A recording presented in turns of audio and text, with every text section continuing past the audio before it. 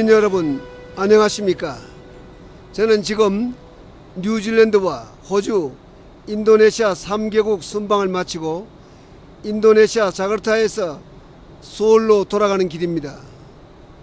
비행기 안에서 녹음하다 보니 잡음이 많습니다. 양해해 주시기 바랍니다. 6박 7일이라는 길지 않은 일정이었지만 세 나라 정상을 포함해서 여야 정치 지도자와 기업인들을 두루 만날 수 있었습니다. 모두가 당면한 경제 위기 극복을 위해 힘을 모아 최선을 다하고 있는 모습을 확인할 수 있었습니다. 이번 순방을 통해 자원 확보와 방위산업 분야, 투자 유치 등 떠나기 전에 계획했던 것보다도 훨씬 많은 성과를 낼 수가 있었습니다. 고맙게도 같은 어려움을 겪고 있는 형편이면서도 각국 지도자들은 우리가 가장 먼저 경제 위기에 벗어날 것이라고 평가하고 있었습니다. 그들은 또 10년 전 외환 위기를 성공적으로 극복했던 우리의 경험을 듣기 원했고 일자리 나누기 등 현재 정부가 추진하고 있는 사업에도 큰 관심을 보였습니다. 호주의 러드 총리와 인도네시아의 유도요노 대통령은 오는 4월 런던 G20 정상회의에서 중견국으로서 한 목소리를 내자고 서로 합의를 했습니다.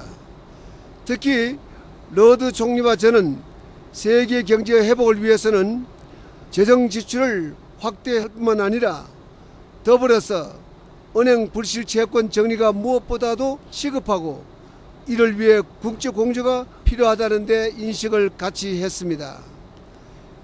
또한 회원국들을 설득하는 등 런던 회의에서 주도적 역할을 할 것을 서로 의논했습니다. 우리 두 사람은 외교상 전례 없이 공식 만찬이 끝난 마지막 날 밤에는 수호행원들을 모두 물리친 채 밤늦도록 다양한 주제에 관해서 많은 이야기를 솔직히 나눌 수가 있었습니다. 이번 순방에서 풍부한 자원과 선진 기술을 가진 오스트레일리아 그리고 아세안 중심 국가로서 무한한 가능성을 가진 인도네시아와 경제, 외교, 안보 등 여러 측면에서 협력하고 국제사회에서 적극적인 공조를 취하기로 한 것은 기대를 뛰어넘는 성과였습니다. 앞으로 대한민국의 국제적 위상을 높이는 데도 크게 도움이 될 것이 분명합니다. 사랑하는 국민 여러분, 이번 방문 중 호주의 전쟁기념관에서 들은 이야기는 제게 잔잔한 감동을 주었습니다. 전쟁기념관 건물에서 정면으로 바로 보이는 곳에 국회 의사당 건물이 있었는데 이는 정치인들을 경계하기 위해서라는 것이 안내인의 설명이었습니다. 바로 정치인들에게 조국의 명예에 목숨을 바친 젊은이들이 항상 지켜보고 있다는 사실을 의식하고 모든 결정을 신중하게 내려달라는 의미라는 것이었습니다. 나오는 길에 한국전에 참전했던 노병사들을 만났습니다. 그분들은 목숨을 걸고 나라를 지켜줘 고맙다는 제 이야기에 제 손을 잡고 눈물까지 글썽거리면서 자신들이 피로써 지킨 나라가 오늘날과 같이 발전해 세계 속에 우뚝 선 것을 보니 희생이 헛되지 않았다고 감격해 보였습니다. 사랑하는 국민 여러분, 제가 이번 순방 기간 중에 또 하나의 반가웠던 일은 각국이 우리 정부의 비전이자 정책 목표인 저탄소 녹색 성장을 높이 평가하고 공동 협력을 제안하고 있었습니다. 이번 호주 순방 중에 세계적인 금융회사이자 호주 최대 그룹인 맥쿼리가 10억 달러, 우리 돈으로 약 1조 6천억 규모의 펀드를 조성해서 국내 신재생 에너지 개발에 투자하기로 한 것은 좋은 이해라고 할 수 있겠습니다. 호주에서는 선진 녹색 기술인 태양광 에너지 분야에서 세계 최고의 수준인 뉴 사우스 웨일스 대학 연구소를 직접 찾아가 협동 연구를 합의하였습니다. 그곳에는 이미 우리 젊은 과학자들이 함께 연구하고 있었습니다. 또 석탄에서 이산화탄소를 배출하는 것을 없애는 탄소 포집 기술 개발에도 협력하기로 했습니다. 이 분야의 원천 기술을 확보하는 것이야말로 경제 위기 극복 후 새롭게 재편될 세계 질서 속에서 우리가 어떻게 자리매김될지를 결정적으로 가름하게 될 것입니다. 전 세계가 치열한 경쟁을 벌이는 것도 바로 이 때문입니다.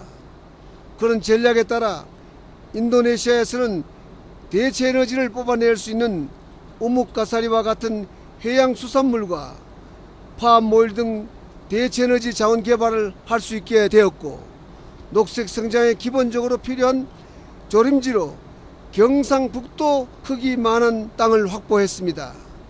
이러한 성과는 그동안 오지를 마다하지 않고 일찍부터 뛰어든 우리 기업들의 노력에다가 정상간의 실용 외교가 더해져 가능했다고 저는 생각합니다. 현재 호주에는 3만여 명의 유학생을 포함해서 10만여 명의 교민들이 살고 있고, 인도네시아에는 1300개가 넘는 기업이 현지인 50만 명을 고용하고 있었습니다. 이런 우리의 실용 외교에 세 나라의 기업인들도 큰 관심을 보였습니다. 방문한 나라마다 경제인들을 만날 기회를 가졌는데, 유수 기업인들로 대성공할 이런 것은 물론 비행기를 타고 서너 시간 걸리는 먼 거리에서까지 찾아올 정도로 모임이 매우 뜨거운 열기로 넘쳤습니다. 존경하는 국민 여러분, 순방 기간 내내 제가 부러웠던 것은 선진국이든 개발도상국이든 경제 위기를 극복을 위해서는 여야가 따로 없는 모습이었습니다. 만찬을 비롯한 공식 행사가 있을 때마다 야당 대표가 참석해서 국익을 위해 적극적으로 목소리를 내는 것이 그렇게 부러울 수가 없었습니다. 호주에서는 야당 대표가 직접 환영사를 하기도 했고, 인도네시아에서는 당적이 다른 국회의장이 현지에 진출한 한국 기업을 위해서 특별위원회를 만들고 필요한 법도 만들어주겠다고 약속까지 했습니다. 물론 우리나라에서도 요즘 노사민정 대타협과 같은 매우 희망적인 변화들이 나타나고 있는 것은 다행스럽다고 하겠습니다. 그동안 걱정스러웠던 노조가 변하여 위기 극복에 동참하고 있고, 일자리 나누기 운동이 활발하게 벌어지는 것도 매우 의미 있는 일이라 하겠습니다. 아마도 우리가 모든 위기를 극복한 훗날 이런 노력들을 세계가 정말 높게 평가할 것으로 저는 확신합니다.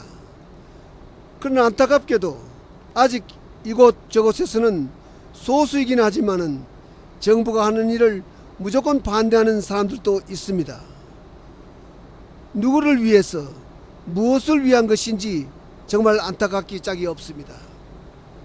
이 시간을 빌어 모든 분들께 위기 극복에 힘을 합쳐달라고 당부하고 싶습니다. 사랑하는 국민 여러분, 저는 이 어려운 시기에 일자리 나누기에 나서진 근로자들과 물건을 하나라도 더 팔기 위해 세계 틈새 시장을 찾아다니는 우리의 중소기업인들을 저는 믿습니다. 그래서 우리에게는 희망이 있습니다. 비록 지금은 어렵지만 우리 모두 희망을 가집시다. 국민 여러분, 감사합니다. 그리고 사랑합니다.